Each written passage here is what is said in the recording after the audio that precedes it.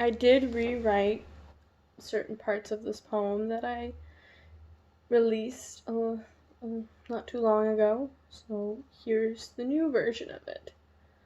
I am bound by these chains you've made.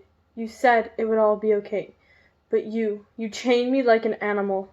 We were blood, then I was your slave. I am bound by these chains you've made. I tried hard to break free of these chains you made. You scared me even though I was in your cage. I had no one to hear me scream, so I stayed silent as not to anger you. I am bound by these chains. You got caught, but nothing came of it. And I am still bound by these chains. These chains no longer bind my hands. They bind my mind and heart. I lied for you, so as to this day, I am still bound by these chains you've made.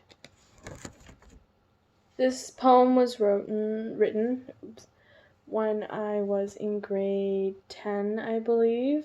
I wrote it to tell my classmates about my story, about the trauma I suffered. As when I was very young, I was different types of abused by my brother. The main abuse was sexually, which is unfortunate. And I'm still dealing with, I call them chains, but it's more of your emotions, depression, anxiety, getting panic attacks, emotional attacks. And I'm still navigating my way through all of this, even though it's been years since it stopped. It's easy to forgive, but it's very hard to forget.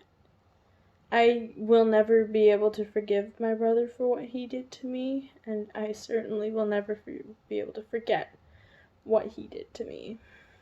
But no matter how much I blame myself, I know it's not me who is the reason this happened. It was his own choice to do what he did, to take the innocence away from a child. And that's just how life is. You can look at a person and you can see what they want you to see. You could look at me without even knowing any of this and not realize I've been traumatized and that my mental health goes from stable to unstable and back again. Never, ever judge a book by its cover.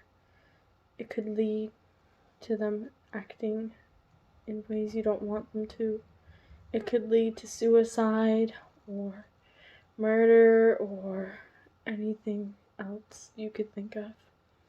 Mental health is a serious thing, and some points in time we take it for granted.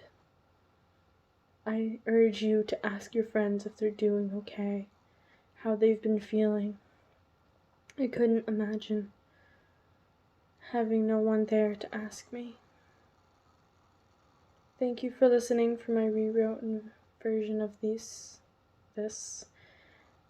I know it's not too great of a topic to talk about, but I am doing better today than when I first wrote this poem. It's, like I said, it's a journey. It takes time. So, I hope you enjoyed, and maybe I'll release more poems in the future. I don't know.